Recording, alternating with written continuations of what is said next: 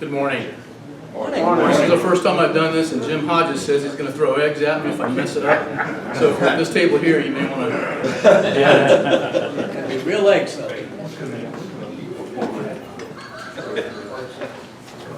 We have two presentations today. I would like to ask Mary Landon and her daughter, Ann McNeil, come up with me. We're going to present two Paul Harris Fellowships. I have a little blurb here I'd like to read. We're going to honor Kimberly first. Recognition of a Paul Harris Fellow is the Rotary Foundation's way of expressing appreciation for a substantial contribution to its humanitarian and educational programs. The fellowship is named for our founder, Paul Harris, a Chicago lawyer who started Rotary International with 3 business associates in 1905. Rotarians often designate a Paul Harris Fellow to honor a person whose life demonstrates a shared purpose with the objectives of Rotary. Today we have the distinct pleasure of recognizing Mrs. Kimberly Ann McNeil as she becomes a Paul Harris Fellow. She was designated to receive this recognition as a special expression of appreciation from her mother and our fellow Rotarian, Mrs. Mary Landon. Because of gifts like the one made in Kimberly's honor, the Rotary Foundation is able to carry out a wide array of beneficial worldwide programs aimed at improving living conditions, increased food production, better education, treatment of the sick, international understanding, and brighter hopes for peace. It gives the club a great deal of pleasure, Kimberly, to present you with the 3 emblems of appreciation given to a Paul Harris Fellow. First, there's a certificate, which most everyone here has seen.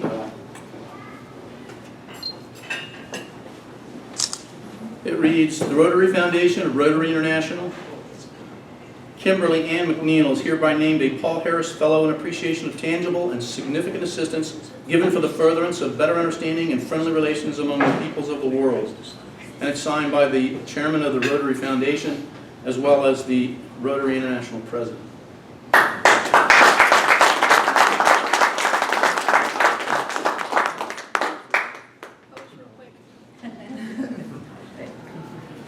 The second item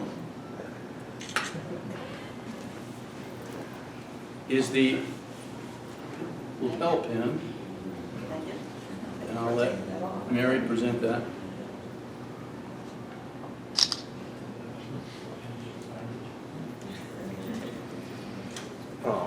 And the third item is the medallion with the ribbon. Congratulations. All right.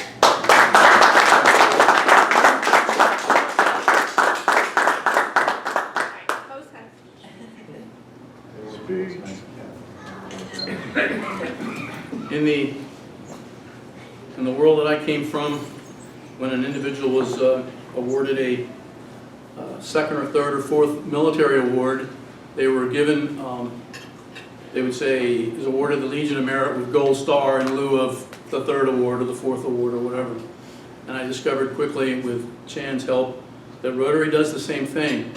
And when you earn multiple Paul Harris Fellowships, you're recognized on a recurring basis. And so, for those that have a military background, this is with blue sapphire in lieu of 4th award for Mrs. Mary Landon, and I'll let her daughter Kimberly pin it. All right, that's neat.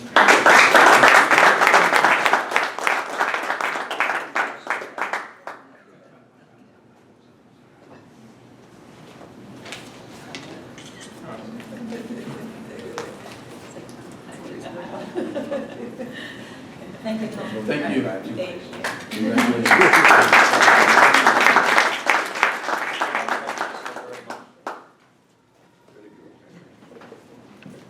Thank you, Tom. Ken Scott, would you introduce our speakers?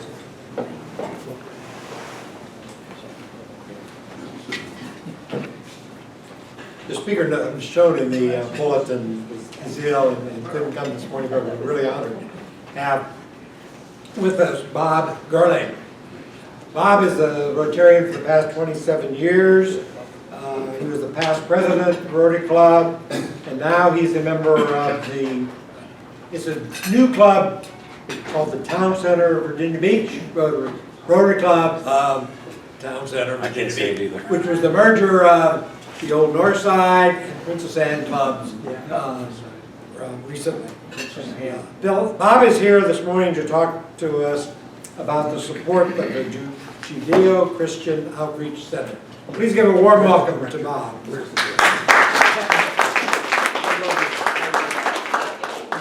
Thank you very much. I have something that a project that I'm really passionate about that I'd like to tell you about. But before I do, I'd like to introduce Doris Taxis Leach. She's with Judeo-Christian Outreach Center, and she'll give you a little thumbnail sketch of exactly what's going on, and then I'll pitch in. Doris? Judeo-Christian Outreach Center, we are mainly an emergency shelter. We are the only one in Virginia Beach that functions year-round to help adult singles. And our mission is to empower those in crisis and to get them back into society as productive members. We currently have a campus that's very close to the oceanfront, it's right on Virginia Beach Boulevard.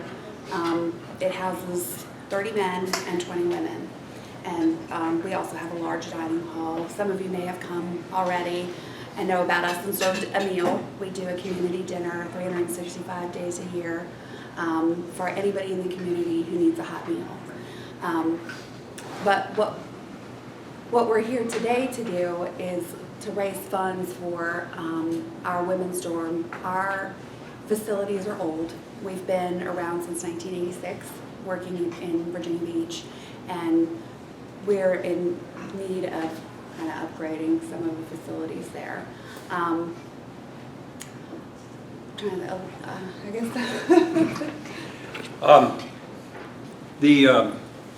You know, 110 years ago, when Paul Harris and his group of friends got together first time, I wonder if they really had any idea what was going to come of that.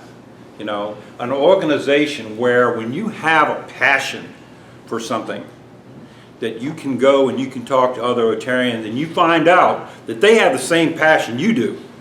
And you can get something like Polio Plus done, and almost an impossible task. Well, this is a little bit less impossible than that. What we have is, well, first of all, let me share this with you. 3 years ago, Virginia Beach Club and the Princess Anne Club at that time got together, and the men's dormitory was in terrible shape. It was horrible. And we energized the community, and we were able to build a new temporary men's dorm until they actually built a real one, and a beautiful bathroom. Three toilets, 3 shower stalls, and 3 places for people to get ready. What most people don't understand is that the Judeo-Christian Outreach Center, they may be homeless, but they're not jobless. All of those people go to work. So they have to get ready in the morning. We made a beautiful facility. And I remember when we were doing it, people said to us, well, they won't appreciate it. They won't take good care of it. Well, you should go see it. 3 years later, it looks like it did the day we left it. We were able to get people in the community to donate materials. We were able to get sponsors. We were able to raise $80,000 in value and build that men's dormitory. Now, in this case here, now, we have the ladies' dorm. It wasn't as bad as the men's 3 years ago, but now you have 3 stalls for 20 women. You have 3 shower stalls and 3 places to wash up and get ready for work. However, the stalls, the walls have big holes in them where they fix the plumbing and so forth. There's mold everywhere. The floor, it was originally concrete. It was then painted with a gray color, and right now it's the peeling gray color with the concrete showing and some kind of awful looking rust color. Not good. Okay, you've seen it.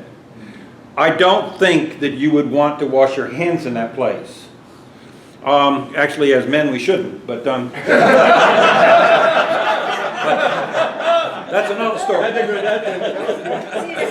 But For morning, that's not bad. now, so our thought is, what we did 3 years ago, we can do again. And what we've gone to the district, and they're very much in favor of this project, and they requested us, please get all the help you can. Get as many Rotary clubs involved as you can, and we will support you. So my good friend Dave Rosmer is very, very good at filling out those forms. I'm not good at it. And so we want to try to energize, first of all, Rotary clubs. But once we get everybody on board, we're going to energize the whole community, just like we did 3 years ago. And we're going to turn the ladies' room into something where a woman who comes down to get ready for work does not have to disrobe in front of everybody to take a shower. There'll be a separate shower thing, and on your table is a drawing, and there's an estimate, a drawing, and some pictures of the existing conditions, but they're kind of small, it's hard to see. I wish I could put it up here on the screen, but maybe you don't want to look at it. Take my word for it, it needs to be improved. These are people that have dignity, and we need to help them have more dignity.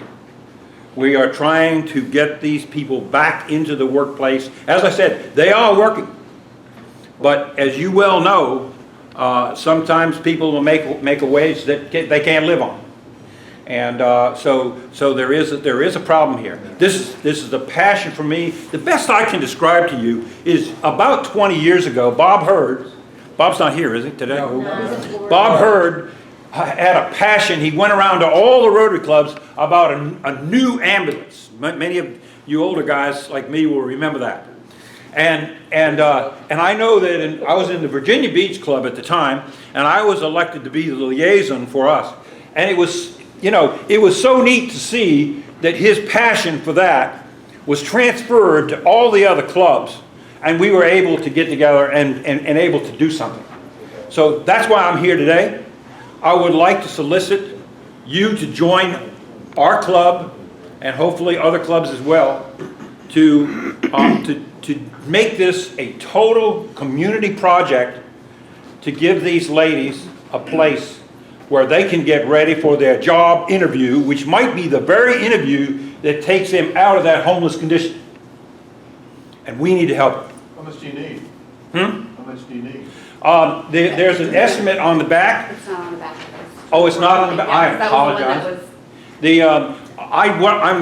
I'm a commercial general contractor, so what I did is I took it just like it was a regular job, and I priced it out. It comes out at $56,000.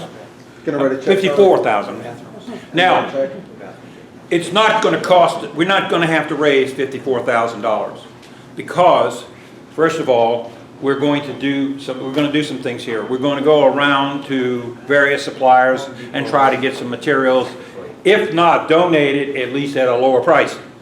For example, on that list, if you can see it, and I'll get you a copy of it if you'd like, I apologize. What happened is that printer thought it was smarter than us and it decided it wasn't going to give us what we wanted. Have you ever had that problem?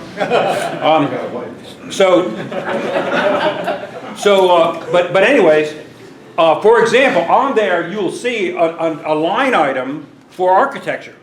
Because obviously to do this, we have to get a building permit. The architect has to design this. Well, you'll also see on that flyer that there's architectural plans. They've already been done, and they've been done for free. So we can just cross through that item. That's part of the project that we will do. We will go around to this community that we live in, and that's again where I need your support, because those little spokes on that wheel, that's all of us. And the wheel doesn't stay round and it doesn't support the load unless every one of those spokes is strong. So the more spokes we have, the more opportunity we have to get to that person that will give us the tile or the ceiling or the drywall or the plumbing, The fixtures. and so forth. So we need your support and your help in making this project work to get to those people who just might give us, a break, or be a sponsor. when we did the men's dorm, we had a rather large sponsor that gave us just money. Well, obviously we were able to use that. But we also will pick something out if you choose to go with us and you choose a liaison like we did with Bob's project, then the group of liaisons will get together and we'll decide, and something we will do as a kind of a fellowship thing, so that we have actual ownership of the project, not just writing a check. And last time we did the painting. When we did the men's dorm, the tile work was done by professionals, the plumbing, the electrical and mechanical was all done by professionals, and it probably should be.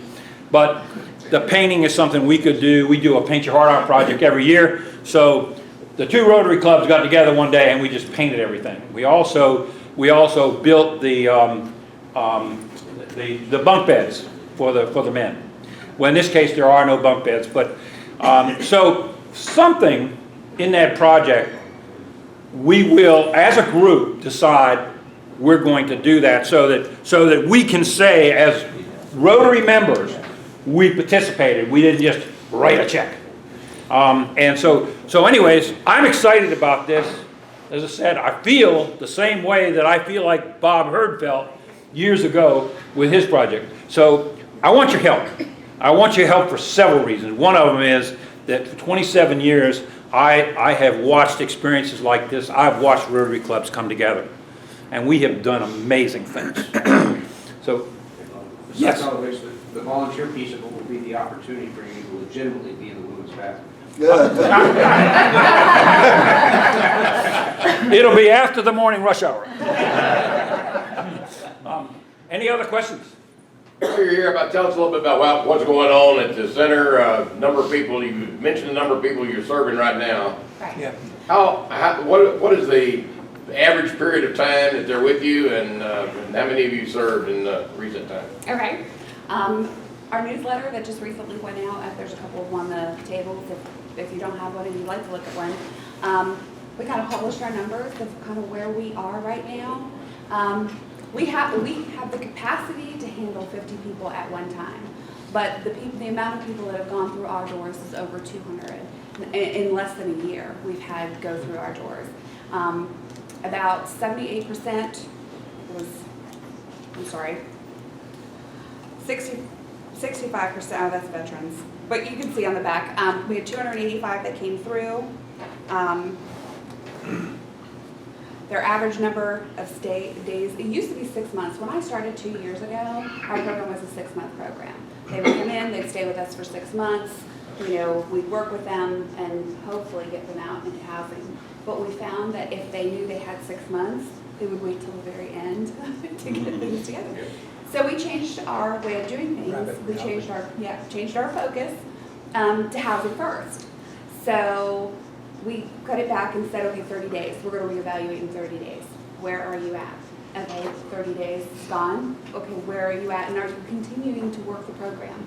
Work with your case manager, meet with them every week. We have an education, she does life skills, and she's also an employment specialist. So she goes out into the community and looks for people that will hire our individuals. It takes them to job fairs, helps them build their resumes, and they have to go out and prove that they're looking for a job.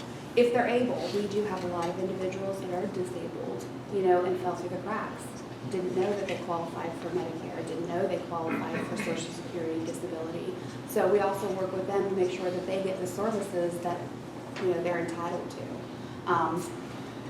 So I have wonderful case managers that work with them. So right now our average stay is 66 days. We put in 2 new programs last year, housing stabilization programs. We found, people were going out, they were getting all of these services while they were with us. Then we moved them into permanent housing, and they weren't having that same case management, that same support, and they would fall back, and they'd end up back with us. So these 2 programs that we put in, now we can take them, we can get them into housing, we get some state money to kind of help subsidize their rent, and we reevaluate every 3 months, but we can continue case management with them up to a year. So they have that continued support, which we found has been really successful in not having that reoccurring, them coming back to us. So what we're finding is we're moving people through faster. So we're getting a lot more people in and we're getting them services quicker. We do have, we had 48% of our individuals found jobs, and then 65% have left into housing. So we do have a few individuals that we get a transient population in Virginia Beach. I'm sure Norfolk does as well. It's nice weather in the summertime, so they summer with us and then winter somewhere else. And they don't always see themselves as homeless. They just see themselves as transient.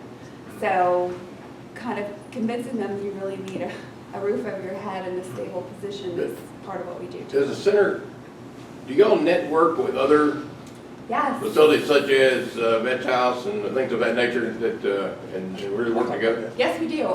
Every city has what's called a continuum of care. And it's the group of all the nonprofits, and we all come together and we work together and collaborate on how we're going to manage our nonprofits in our city. Norfolk has one, the city of Virginia Beach has one. In the city of Virginia Beach, we were kind of, HUD really kind of pushed for the continuum of cares to have a central intake system. So we got a grant. We have, it's called Connection Point. And basically what we do is we refer individuals who are homeless or in need of services or are at the potential to be homeless.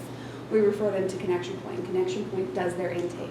So they take in all the information that they have, where they're at, what's going on, and then based on that, they can go out and refer them out into the community to where they can get services. So if they're literally homeless, they come to us. But maybe if it's a mother with children, they might go to Samaritan House or to another shelter. So. Just to tie this in so that you know more what's going on, there's a program called Beach, which is bringing an end to all homelessness in the city. But it covers the vets and all this sort of stuff, and certainly the JCOC is part of that. But it's part of the program that you're going to see on Wichita Road, another HRC, Housing Resource Center. But continuum care is built on this premise. Get these people first into housing as best they can. Then deal with perhaps the other problems. And we find that that's a really important issue. But that's all part of the things you're going to hear at that development on, the City Council has taken on as a task, that building of that resource center. Yeah. We'll probably still have Lighthouse, we'll still have JCOC, and Samaritan House, all those other things. But And that has been a big talk that we've been discussing, and we're actually looking to collaborate with the city when they put in that HRC and maybe help them run their shelter. yeah, right. And then help them run And their human services resources. is tying into it and everything else. So Yeah, it's to just let you know that that's what the city's doing. You hear all this issue about fighting light rail, but the city has made this real commitment to Beach. And Charlie? Are you still looking for volunteers to come and feed the folks? Because we brought an Interact Club in from Lansing a few years ago. I apologize. My hearing, I lost it when I lost my memory. Are you, you have company in that department. A couple of years ago, we brought our Interact Club in from Lansdowne to feed folks for dinner. Right? It was a very enlightening experience because the kids sat with the folks, talked to them, listened to their experiences. We actually were confused in that how can that can happen, and they explained their position to them, and they were better informed when they left than when they came. And a lot of them came back to work, on their own because of their experience there. In my experience here, we're talking to a lot of the folks, a lot of them want to be homeless. I couldn't understand that until I spoke to them. And it's just, what they want to do with their life, but at least they got a good meal, and they got a bag with food, and they walked out that door, and I felt better. I slept better that night. This person knows a cold winter night, at least had some food to eat, for that night. So God bless the good work you guys are doing. Well, Charlie, I've seen those, I've met those people too. And like you said, when I've been involved in feeding the homeless on a specific night at the JCOC, I tell the people with me, don't look at the plate when you put the food on it. Look at their eyes. They'll tell you with their eyes. But the fact is, there are a lot of people like that. But in addition to that, there's a lot of people that got 2 less paychecks than you and me, and that's why they're there. And they don't want to be there. They're embarrassed at their situation. They want to improve. For example, when we were doing the painting, I was in charge of the paintbrushes. And I started collecting all the paintbrushes after we were done about 2 o'clock in the afternoon. We were all tired, ready to go home. Everybody else went home. I gathered up the paintbrushes. They were just getting off work. And they came in one at a time and said, "Can I have one of those paintbrushes? I want to keep going." And they, whatever we didn't paint, they painted themselves right up until supper time. And they can't miss supper.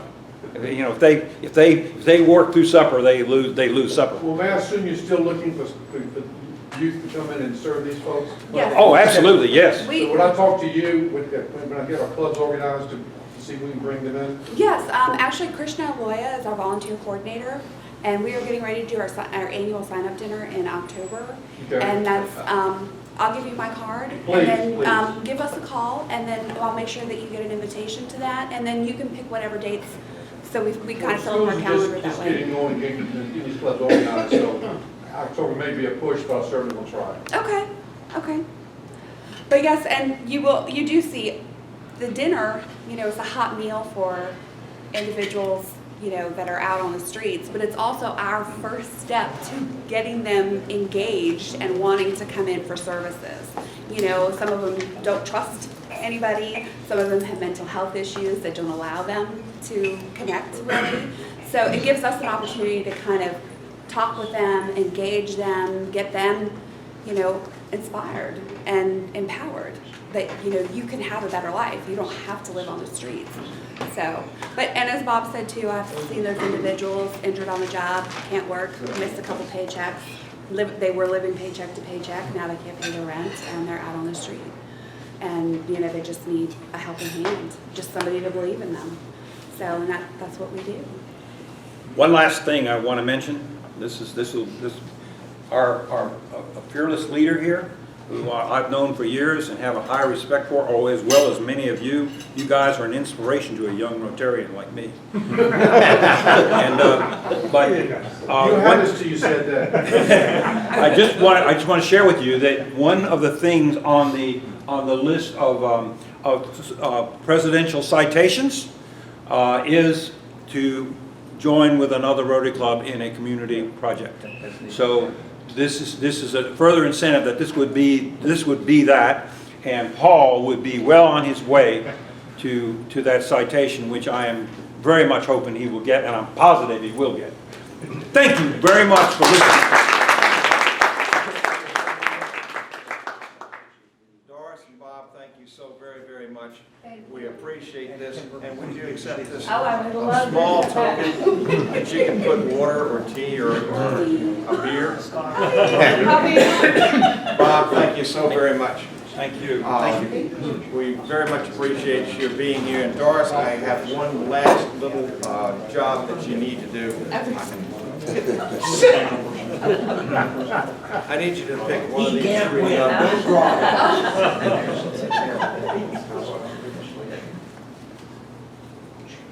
And would you read the last 3 digits, please? 332? That's the wrong number. 332. 332? Jim Jones.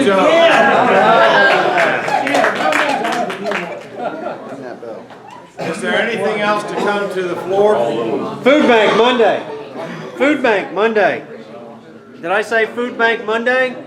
I'd like you to hearken back for just one moment in our memory to one of the first projects that Rotary ever engaged in. And it was building an outhouse. We have before us a project that we might be able to expand that. It's an outhouse with all the amenities. It's an Have a good week. In-house? Meeting adjourned. Nice job, Mr. President. Have a good weekend.